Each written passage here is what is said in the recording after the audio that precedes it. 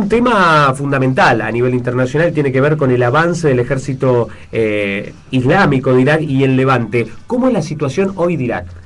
Mirá, es muy dinámica lo que está pasando ahora, puede cambiar momento a momento. Básicamente, para entender un poco lo que está pasando, Sí.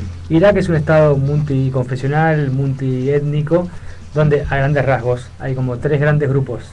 Los kurdos en el norte, kurdos, que quieren ser un propio país, el Kurdistán, porque los kurdos están divididos entre Irán, Irak, Turquía y otros países de la región. Los sunitas, que están en el centro de Irak, y los chiitas.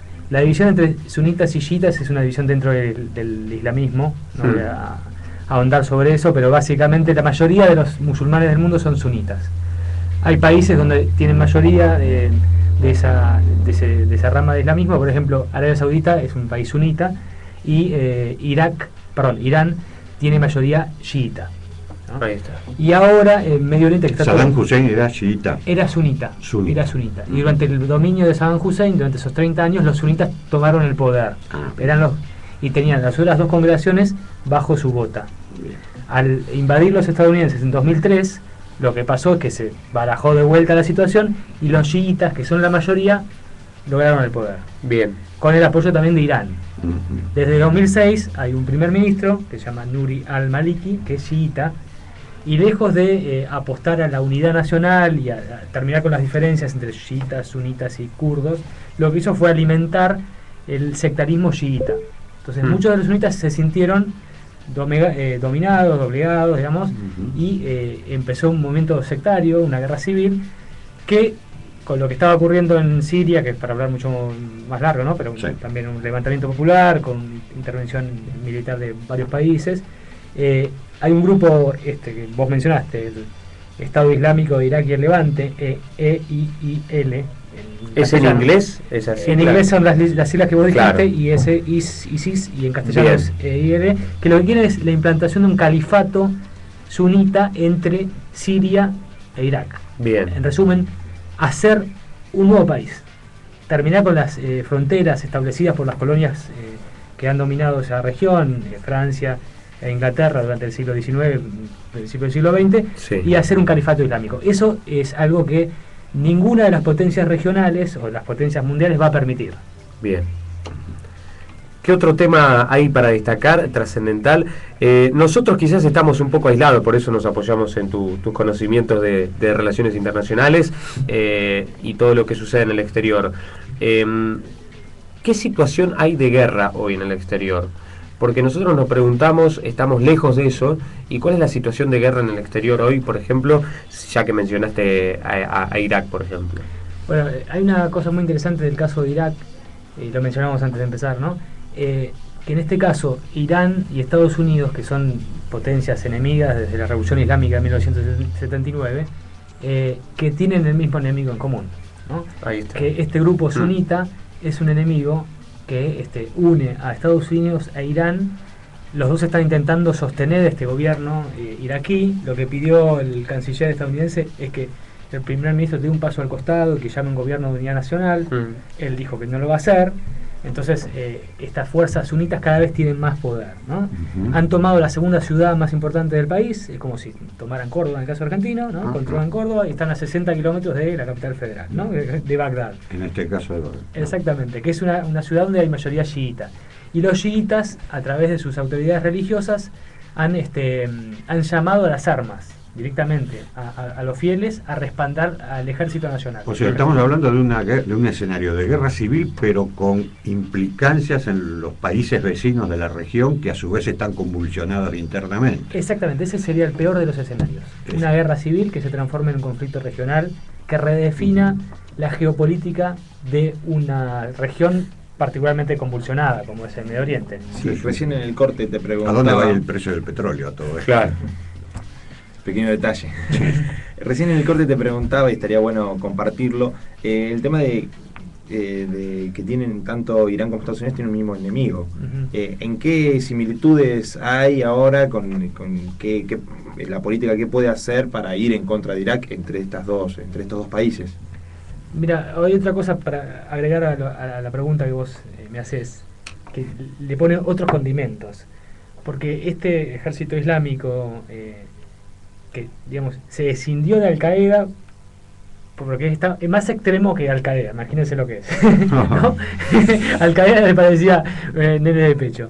Estos muchachos, este grupo islámico, perdón, que se escindió, tiene la financiación, el apoyo militar, de hecho lo proveen de armas, las monarquías del Golfo Pérsico, Arabia Saudita, Qatar, Bahrein.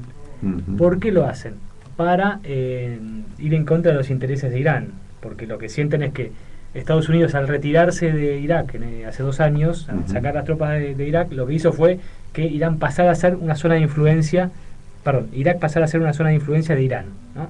Y Irán es la potencia regional que disputa hace mucho tiempo la hegemonía de la región con Arabia Saudita y bueno, con Israel también, pero eso es otro tema.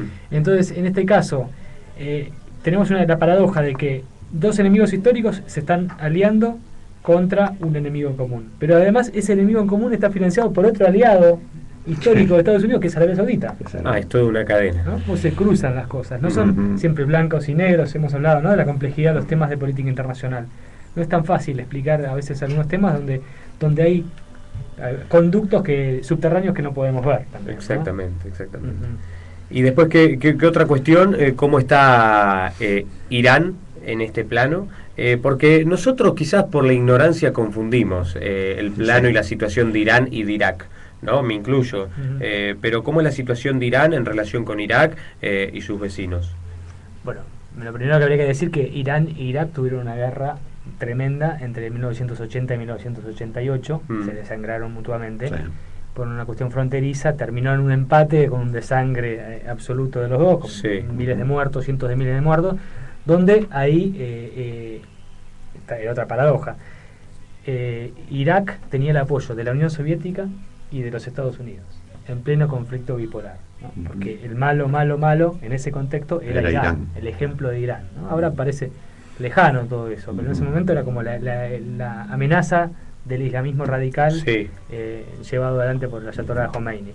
Entonces, ¿cuál es la situación de Irán en este momento? Bueno, es un país que desde el año 79 tiene una teocracia que gobierna, un gobierno al mismo tiempo democrático en cierto sentido, porque hay elecciones libres, legítimas, pero donde también no hay mucha posibilidad de disenso, ¿no? De hecho, cuando hubo unas elecciones, las anteriores, no las otras, donde un candidato se creía que iba a ganar, perdió, un fraude escandaloso, y todos los opositores fueron detenidos y muchos de ellos torturados. La situación de Irán es cierta estabilidad, preocupación y un gobierno que no se va a quedar de brazos cruzados si Irak empieza a desmembrarse, ¿no?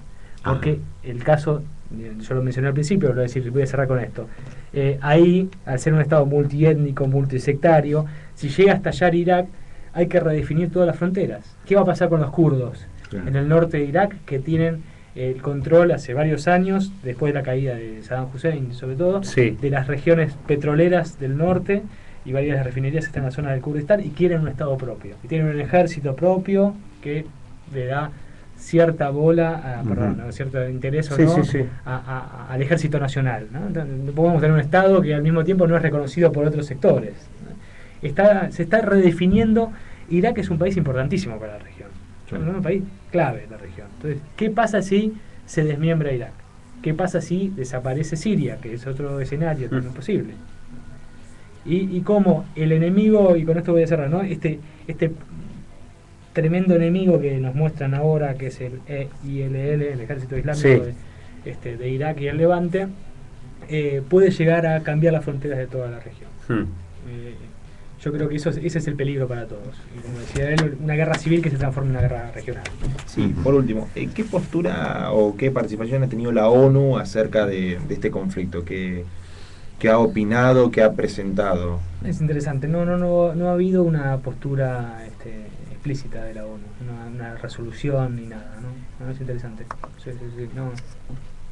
No hubo una resolución de Un poco Consejo de lenta Seguridad, la pero ONU. Sí, para meterse sí, en los la verdad temas, que ¿no? sí. a veces se le escapa la tortuga. Sí. Exactamente, pero al que no se le escapa la tortuga es a Rafael Briano, que nuestro especialista en relaciones exteriores la tiene muy clara. La verdad que la tiene atada futbolísticamente hablando, pero en relaciones internacionales te contó todos los detalles en Mañana es Mejor a través de colbehd.com.ar. Rafael, gracias y nos reencontramos la próxima. Bien, quería pasar un breve Sí, aviso, claro. ¿puede ser?